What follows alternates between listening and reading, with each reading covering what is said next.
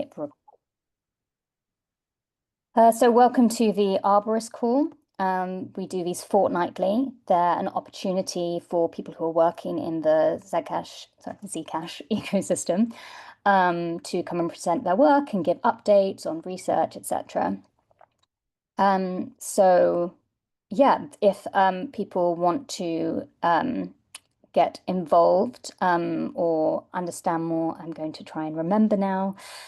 I think it's, someone correct me if I'm wrong, arborist@zfnd.org. I think that's the email address to send to. If I'm wrong, please someone correct me.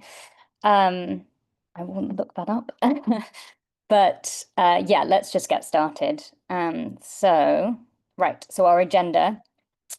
We're going to cover the core stack updates, then research and implementation updates, and then announcements and discussion for the end. Okay, so I think here, sorry, this is my first time facilitating this, so excuse me. Right, so this is, so what are our Arborist calls? I've sort of already talked about this. And yeah, the purpose is to make everything that's happening in terms of the development of the ecosystem accessible for everyone and provide transparency. Here we go, arboristcall@zfnd.org. There's the email. And if you just want to learn more about Zcash and the development, please register at zcasharborist.org. And yes, here are some other ways to get involved as well. So if you want to apply for community grants, the link is there. And there's our Discord and of course, the community forum. Okay, so let's get started with the core stack updates. I'm going to start with Zebra, and I think Conrado is presenting.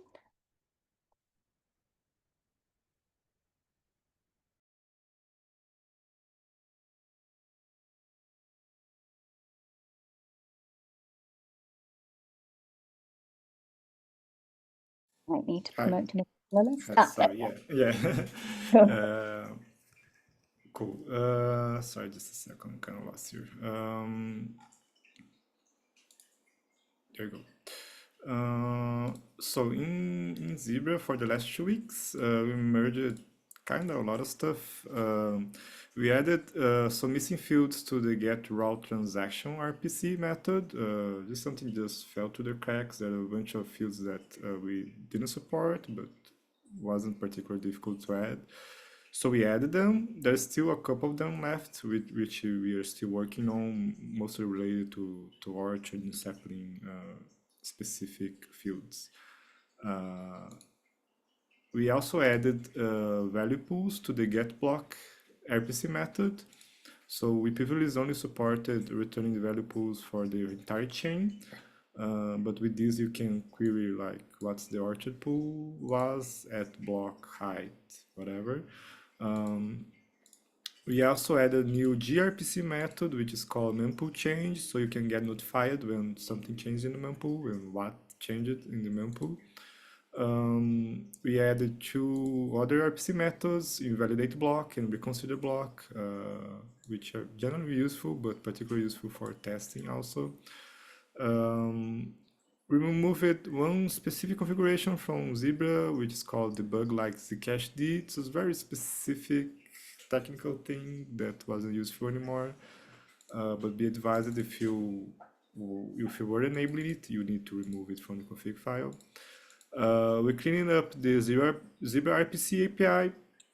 This was basically motivated by people realizing that the Zebra RPC, like the Zebra RPC crate, its main purpose is to offer the RPC interface in Zebra, but you can also use its types to create a client for querying the Zebra RPC. But the API was kind of weird and a mess because we weren't thinking on that particular use case. So we cleaned it up and now it should be much nicer to use. We standardize naming conventions across CI and code. This is an internal thing, but just a good thing that we finally we were able to do. It just helps like the specific job and specific testing Rust all have the same name. So if something fails in CI, it's easier for us to find what went wrong. We changed the default config in Zebra, like if you set up Zebra for the first time, it will enable IPv6 addresses by default, which is was something that was not happening. So that's good, but if you already have a config file, you need to enable it. You still have to enable it manually. And last, we made a new release of the Zcash script crate, which is a crate that does the interpreting of regular transparent scripts, which uses for transparent transactions. Greg from ECC added Rust implementation. It's a C++ code previously, but Greg added a Rust implementation for it, which is great. The final goal is to get rid of the C++ part, but for now you can enable a flag in Zebra that will run both the C++ code and the Rust code. If there's anything, if there's a mismatch on the result, it will log a warning. So we'll use this to test this implementation, make sure it matches the C++ implementation. And after some time, when we're confident that everything works, we will eventually get rid of the C++ code and do Rust only, which is great. And that's it. Thank you. Thanks. Okay, what's next? ECC, who wants to speak from there?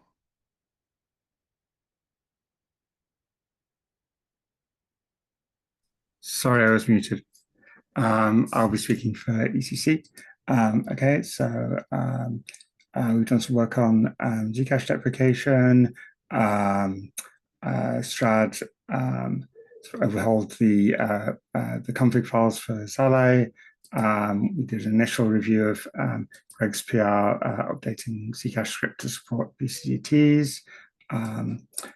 I've been doing some work on formalizing the Plunkish relation in Lean for the Plunkish working group. Let's see what else.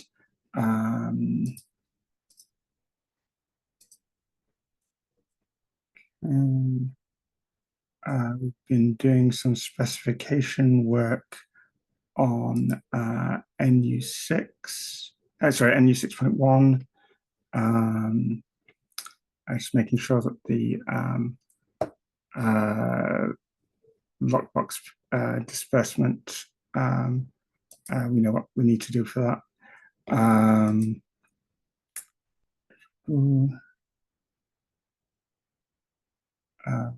Quite a bit of work on the on Zale.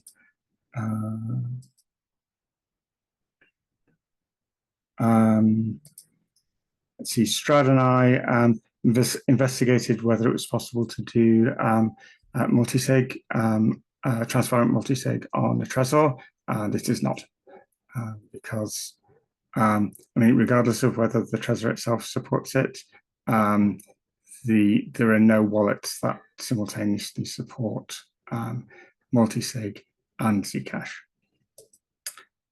because Trezor Suite does not support multisig. And I see. That's most of it, I think.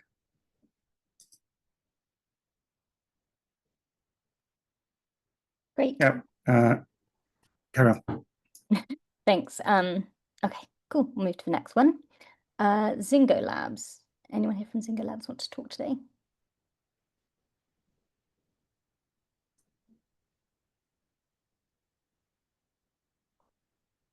No? Okay, that's fine. In which case we'll move to the next. Okay, Zcash deprecation updates. Who wants to discuss this? Oh, yeah.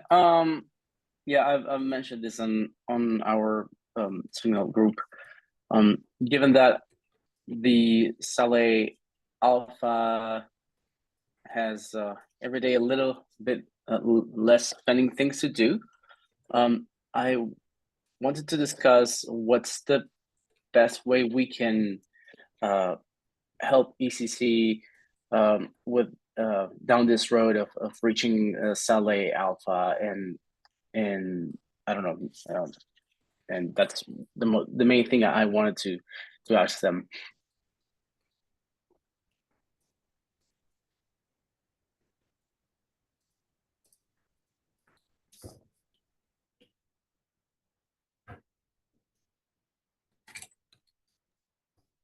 Does anyone have any Yeah. response?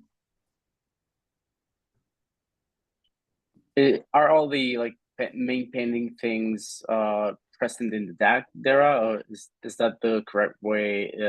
Where the correct place to? Sorry, I think I missed yeah. part of what you said. Oh yeah. Can you repeat it? Yes, I can repeat it. Given that we're getting closer to the Zale Alpha milestone, I want to ask ECC people, like, how can we all best help you out to I don't know, on testing things that anything that you can think of that that will make your this path to cutting an alpha build or artifact or whatever we choose. So yeah, basically that, and I start mean, working on basically, getting hands on. Basically using it. So just try it and see what breaks. Don't obviously put more funds than you're prepared to lose in it, and we really mean that because it's not. It's not been released as a wallet that's ready for production use yet.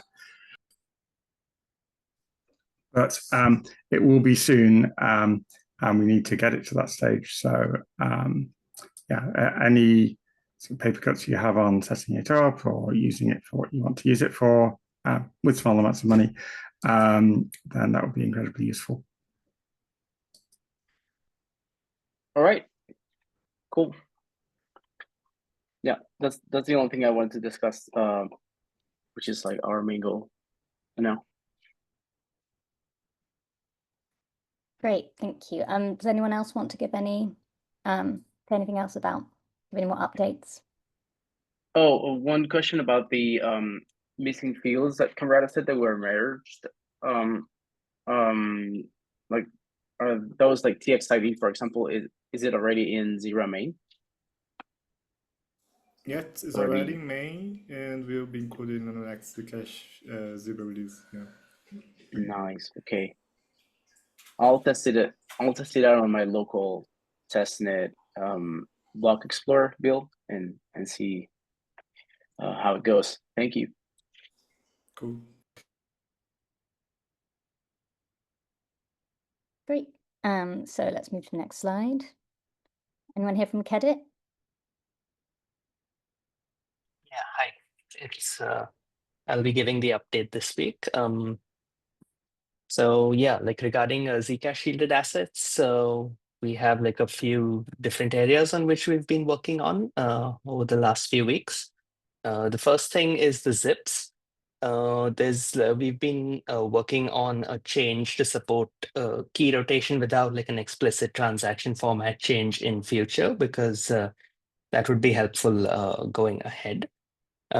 We did like one of the changes, like a couple of the changes we already like got merged into the upstream repo of the zips, and we discussed some more with Strad and Dara last week. Sorry, a few days ago. And yeah, we've also discussed like how to make some things clearer in the zip. So that's something that I'm working on at present, and that should be we'll have that ready in a few days, I guess.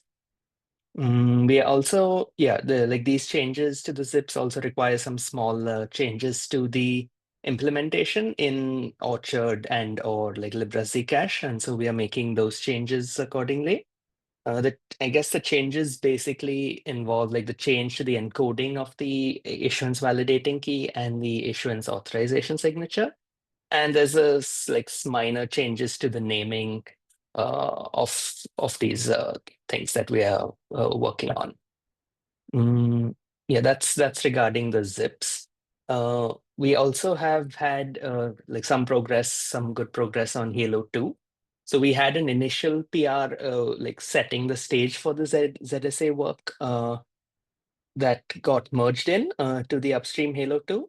So we prepared a new PR with the main like meat of the changes for ZSAs. So we had a discussion about that as well, like a few days back. One of the things was, I think, like some regarding some duplication for the lookup table for the rain check. So we've added a comment about that. It's pretty much ready, but I think it's like it's an internal PR, so we haven't. But that should be out soon. So we'll ping when that's ready as well. Yeah, regarding Orchard ZSA, so the ECC is, I think, currently looking at our code for the initial review, and that work is in progress. Libra Zcash, right now we are still in the process of rebasing it on upstream and catching up to all the other changes that were there. That's still work that's being done. Zebra work, let's see, I think Arya and Dimitri and Pablo were peer reviewing our PR for the like transaction changes for ZSAs. And like simultaneously, we are also continuing with our progress on the state management for the global issuance state. And then like top of the stack, we have like the Zcash transaction tool. We like a few weeks back, we released a new version of this, which has like a more general approach to creating transactions and things like that. There's also, I think, various CI updates and checks that we've made to ensure like things are covered properly in that repository. And I guess the last bit is the quantum resilience zip. We were reviewing that zip as well. So we finished our review. I think the general thing was that the design is solid. And like we suggested some minor fixes. But yeah, that's a good design is the general thing. So yeah, I Thanks think for your that's review. So yeah, that's basically the update I have from our end. Great, thank you. Does anyone have anything else they want to add or ask? No, great. Let's move on to the next slide. Yes, Shielded Labs. So this is research and implementation updates. Hey folks, I can give the update here. We have been in a holding pattern for a number of weeks now, because we are at the mercy of some very busy people that we need to once again ask to review a couple PRs. The two PRs that I think are the top priority right now are the Zcash test vectors PR, which is number 101. And that it looks like a maintainer there just needs to run the workflows to test those so we can get the checks to pass. So hopefully that's just a push button thing somebody can do. I'll do that now. Thank you, Diorama.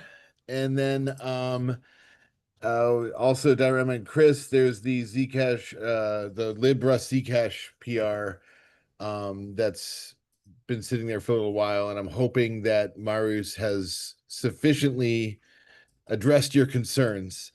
And it doesn't look like that needs to be rebased or anything. So hopefully that can get another review within the next day or two here, and hopefully that can merge. But obviously, if there's issues, we will address them.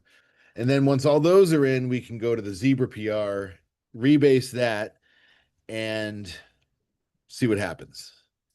But any attention that can be given to this in the short term is highly appreciated. We know how busy everybody is. That's all for me. Thank you. Yeah, I'll see if I can give you permission to run those workflows yourselves rather than having to ping us to do it. Sure. Great, thank you. Okay, next, so Shielded Labs and ECC on Crosslink. Anything more to say? Yes, I can give an update here. So We're working on our third milestone, which is the goal of the third milestone is to modify proof of work headers so that proof of work blocks and BFT blocks refer to each other. So this would be the first change to proof of work consensus, and it should implement sort of the core of the crosslink consensus, but it lacks all of the proof of stake rules. So the finalizers on the BFT side are just hard-coded in a config file. So it's akin to what people might call proof of authority. However, we're also trying to add a feature to the BFT blocks that we didn't have in milestone 2, which we call objective verifiability. And put simply, it's just making sure the BFT signatures appear in the blockchain, which doesn't happen by default in the Tendermint algorithm. And the reason we want to do that is so that new nodes, if they are given a snapshot of the blockchain, can review it and ensure that it's self-consistent, which is a prerequisite to knowing if it's in consensus. To know if it's in consensus, the nodes need to connect to the network. And there are several different ways to include those signatures. And we brainstormed a few designs and discussed it for a while and picked a design. And so we're proceeding with that right now, although this seems like something other BFT chains have probably done. So it would be prudent for us to look into that, which I haven't done yet. And what else to say about that? Oh, we discovered, a lot of nuances in the different design options we looked into. There's always this strange thing where if you're participating in the protocol, you might come to believe that a block is final based on seeing signatures for the block, but those won't be the exact same signatures that appear later in the blockchain. So there's sort of this weirdness around that we discussed a lot. And then what is the other? Oh yeah, so the other big piece is we're also starting to work on the design for proof of stake. So this would be all the rules about how users can lock up ZEC into bonds or delegation positions and assign them to finalizers, and how finalizers can register to participate in the protocol, and then how the rewards are distributed and how penalties might happen or fees. Anyway, so we're right at the beginning of that design process, and we're reviewing other chains. And right now, we're in the midst of, or I'm in the midst of reviewing Namada, partially because we talked to Christopher Goes, and so we're like more familiar with that team basically, and we have a high opinion of their design. But we'd also like to look at the Cosmos Hub, because it's sort of like the oldest, most standard thing, and maybe Penumbra, because it's a similar project in spirit. And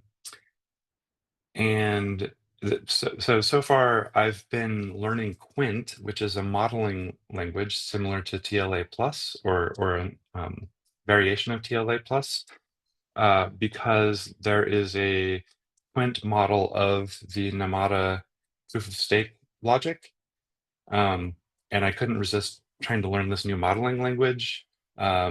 It's developed by Informal Systems, and someone there is also working on a model for Crosslink itself. So I figured it would be good for me to learn this tool, and hopefully it could be helpful in multiple cases for our project. Let's see, so that's the update there. Any questions? That's fascinating. I'm just looking at Quint Lang org now. Yeah, I was just thinking we might be able to model it in Lean, but if there's already a formalization being done in Quint, then that makes sense. Do you know kind of how expressive TLA Plus or Quint are relative to other proof assistant languages? Or? No clue. I'm not really familiar with these sort of like protocol modeling languages yet. So I'm not sure. I mean, I've just started learning about it. And I was debating whether I should just try to read the source of the proof of stake logic without learning the language too much, just to try to learn what their rules are. But I've decided I should do it more thoroughly. Yeah, so I'm not sure. It has ways to model state transitions, like temporal things, non-determinism, stuff like that. So right, so it's model checking on the temporal logic, and it actually has. It's the model checker is slightly pluggable, so there are two options: TLC and Appalachi, which I'm just looking at now. I think I've heard of TLC before. I have not heard of Appalachi before. Yeah, okay. Lots to get my teeth into there. Thank you. Yeah, and I think it's my impression is that it's sort of a new front end for TLA plus, so it's like a nicer syntax, maybe. Anyway, quintlang.org or informalsystems/quint on GitHub.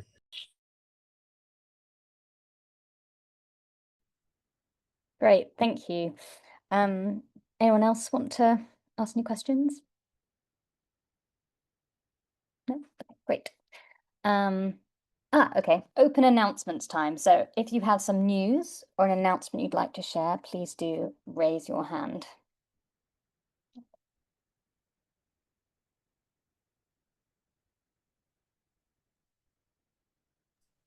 Don't see any raised hands. If anyone would like to contribute to the Plonkish working group, we're making a lot of progress now. So just ask me or ask Mary Mellor. I think there's lots of things in the chat. No, there are no questions in there. Okay, great. Yes, any other discussions people want to open? Nope. Okay. Thank you very much. So the Paku, go for it.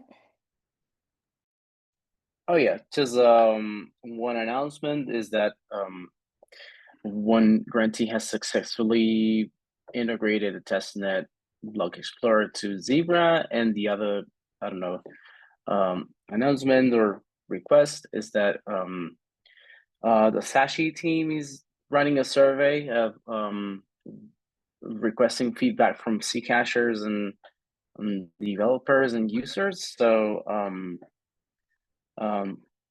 just check I think the Sashi social network accounts are advertising that survey, and they're close to reaching their target for a number of responses. So please contribute. It will be very useful for them. Where can I learn about the block explorer that reached the milestone? In the forums, there's a thread there. I can send you the link. Okay, thanks. Is there a name for it or the project? No, it's just the Zcash block explorer that we know, okay. but no, Yeah. hooked up Okay, to cool. Zebra. That's it. Thank you. Thanks, Paku. Anyone else? No? Okay, well, thank you, everyone. The next Arborist call will be on July 10th at 9 o'clock UTC, at 9 p.m. UTC. So, yeah, I hope you enjoyed this today. And if you want to have a look back at it, then it will be uploaded to YouTube. Great. Thank you, everyone. All right. Thanks, Natalie.